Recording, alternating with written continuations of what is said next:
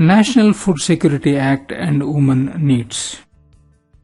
As you know, the issue of women empowerment has been on the top of the agenda of the successive governments. Therefore, almost all the programs and schemes of the government have laid special emphasis on women needs and their problems.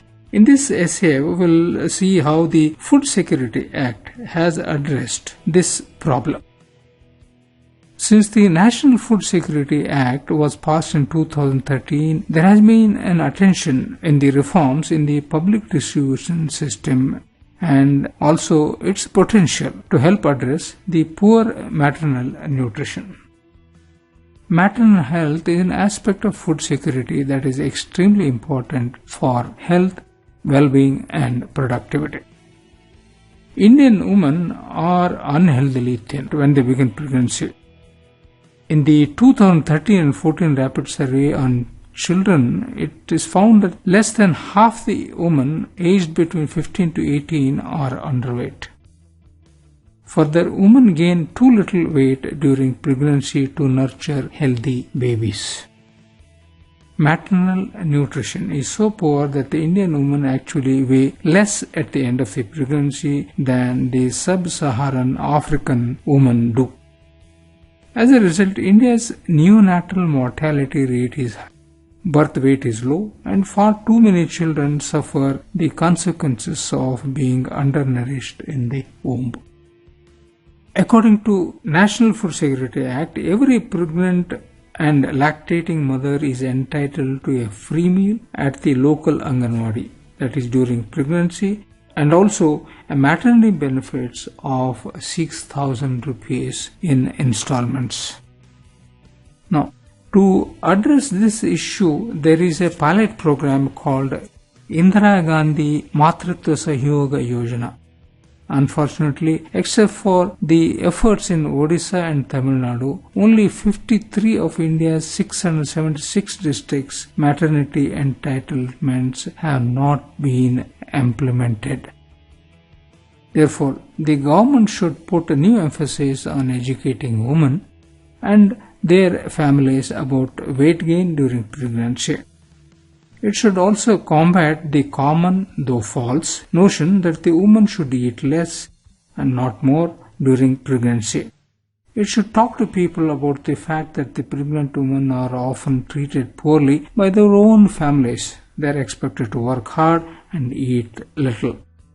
In this direction, maternity entitlements are a good way to signal families just how important a time pregnancy really is.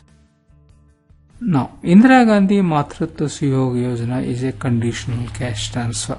Means that mothers only receive benefits if they meet certain requirements.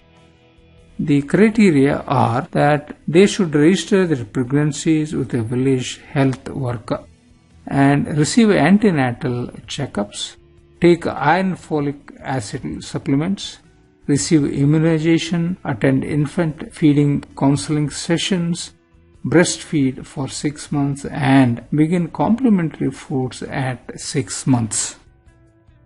Now these are steps for raising healthy children, but making them conditional for receiving benefits makes very little sense.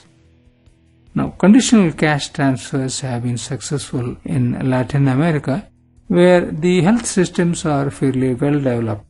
But in India, such conditional transfer will not work similarly. Conditional transfers solve demand problems, but India chiefly faces supply problems. Conditions laid down are nearly impossible to verify. Verifying is an undue burden on the health workers. Further, the need to document the fact that the conditions have been met invites corruption, and many health workers demand to be paid for producing such paperwork. Although the National Food Security Act clearly legislates a universal entitlement, Indira Gandhi Matritva Sahyoga Yojana restricts benefits to the first 2 births. It is on the basis of assumption that the universal transfers increase fertility. Certainly, people respond to incentives, but a small amount of 6,000 rupees transfer is not so large enough to persuade parents to raise a child they don't want to. Children are expensive, and the 2011 India Human Development Survey found that the parents spend an average of 4,207 rupees per year educating each of the 5 to 18 years old child. And this amount includes the amount they spend on food, clothing and medicines. Now, it has been claimed that the Janani Suraksha Yojana incentives for the institutional births have slowed fertility decline. But there is no social scientific evidence to support the idea that the families would be motivated to raise another child by Janani Suraksha Yojana incentives of small amount of 1,400 rupees or a maternity entitlements of 6,000 rupees.